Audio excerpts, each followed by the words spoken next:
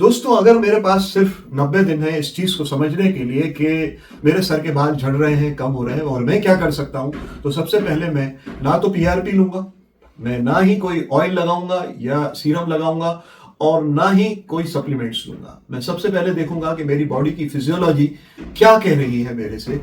Hair fall is not a hair problem. Hair और nails हमारे body का waste होते हैं और जब बॉडी के अंदर कोई प्रॉब्लम होती है तो इनका उत्सर्जन या निकलना कम हो जाता है और हमें देखना पड़ेगा क्या हो गया हमारी बॉडी में जिस वजह से हमारे को हेयर कम निकल रहे हैं। तो जब भी आपके बाल झड़ते हैं, हो सकता है आपको डाइजेशन की प्रॉब्लम हो, आपको हार्मोन्स का इम्बैलेंस हो या नर्वस सिस्टम की प्रॉब्लम हो, जैसे कि आपकी नींद नहीं पूरी हो पा रही, आप बहुत स्ट्रेस में हैं या फिर आपको आयरन या प्रोटीन की कमी हो। तो ये याद रखिए कि जब भी आपके शरीर पे कोई मुसीबत आती है, जो सबसे पहली चीज सेक्रीफाइस कर देता है आपका शरीर, वो आपके बालों को है और सबसे बाद में खुशी दिखाता है वो बालों की तरफ। जब शरीर पूरा स्वस्थ हो जाता है तब बाल स्वस्थ होते हैं। दूसरी बात आपको यह समझना पड़ेगा कि ऑयल्स या सीरम जो भी आप लगाते हैं बाहर से, वो क्या करते हैं। तो ऑयलिंग से आपको हो सकता है कि अगर आप मसाज करके ऑयल लगा रहे हैं तो वो आपके स्कैल्प के ब्लड सर्कुलेशन को बढ़ा दे और आपको अच्छी फील दे दे, वो लेकिन वो थोड़ी देर के लिए होगा, परमानेंट नहीं होगा।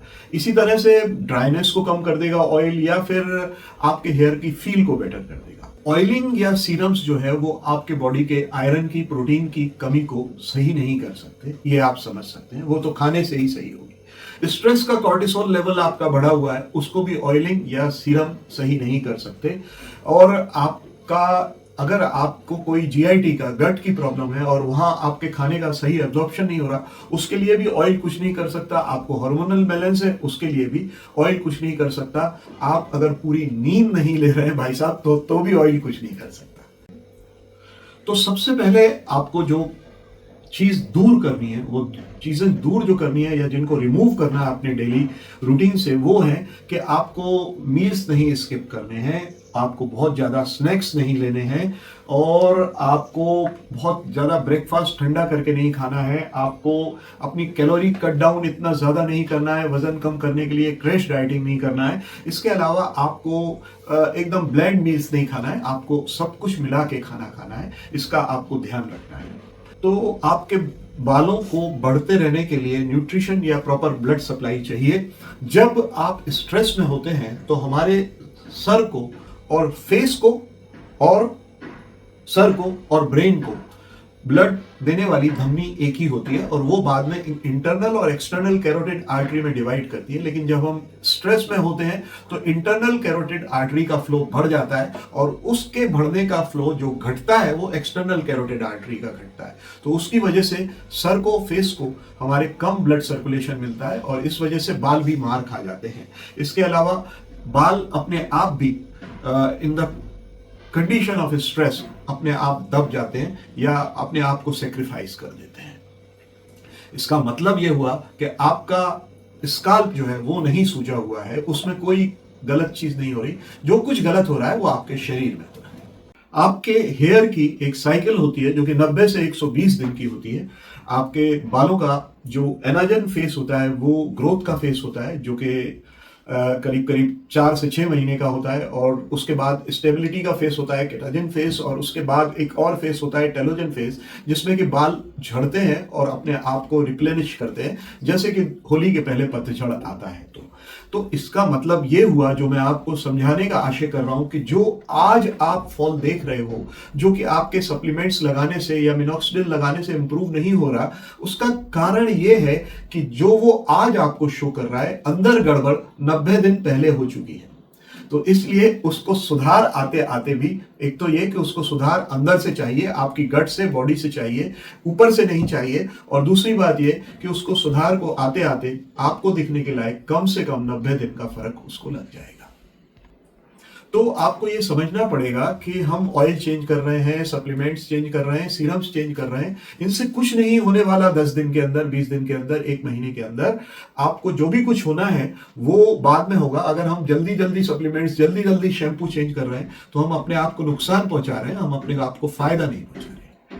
तो मेरा तीसरा पॉइंट ये है कि खाना बढ़ा देने के पहले आपको ये सोचना चाहिए कि आपका एब्जॉर्प्शन कैसे हो रहा है।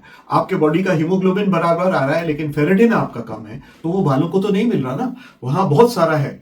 एडिक्वेट आप प्रोटीन ले रहे हैं लेकिन प्रोटीन आपकी गट एब्जॉर्ब नहीं कर पा रही, गट या इंटेस्टीन आपकी बीमार है, या सोचिए कि सप्लीमेंट्स जो है वो कोई रिस्पॉन्स नहीं दे रहे, तो उस सब चीजों का कारण भी यही है। इसके 3 कारण हुए। पहली बात कि आपका गट प्रॉपर वर्क नहीं कर रहा है, बाइल आपका प्रॉपर निकल नहीं रहा है, और तीसरी बात स्ट्रेस के कारण आपका गट शटडाउन में जा रहा है बार बार।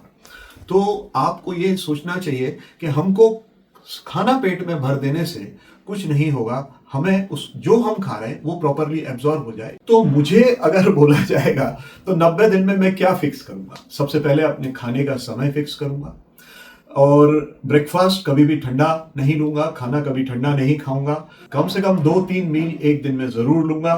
फैट्स और प्रोटीन दोनों लूंगा, क्योंकि फैट्स से मेरे को फैट सॉल्युबल विटामिन्स मिलेंगे। इसके अलावा मैं 11 बजे के पहले सो जाऊंगा, दिन में 7-8 घंटे की स्लीप लूंगा, और सुबह की धूप में जरूर थोड़ा सा निकलूंगा ताकि मेरी स्किन मेरे बॉडी में विटामिन डी को बना सके। ऐसा क्यों है? ऐसा मैं आपको क्यों बोल रहा हूं कि समय से खाना खाना चाहिए? इसलिए कि हमारी बॉडी की इंसुलिन रिदम को हमारा हेयर पकड़ता है और उस हिसाब से बढ़ता है। तो इंसुलिन रिदम का बहुत ज्यादा फर्क पड़ता है हमारे, तो इसलिए हमारे हेयर की ग्रोथ पे, तो इसलिए हमको खाना सही और निश्चित समय पे खाना चाहिए।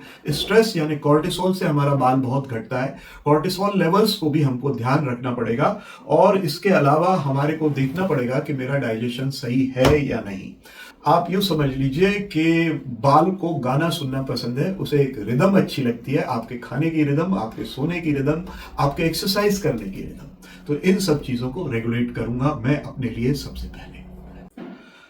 तो इसके आगे मैं क्या करूंगा कि अगर मेरे बाल झड़ रहे हैं तो मैं जो है बाइटल लेना शुरू कर दूं, मैं आयरन लेना शुरू कर दूं, प्रोटीन सप्लीमेंट्स लेना शुरू कर दूं?